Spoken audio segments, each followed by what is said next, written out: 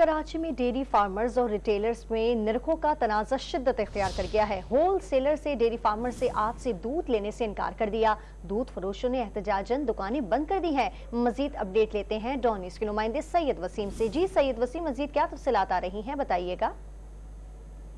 जी बिल्कुल, शहर के तमाम ही जिला के अंदर दुकानें, दूध की दुकानें बंद होना शुरू हो गई हैं। इसकी वजह यह है कि जो रिटेलर्स एसोसिएशन है दूध की, उसका ये कहना है कि में उस हिसाब के जो तय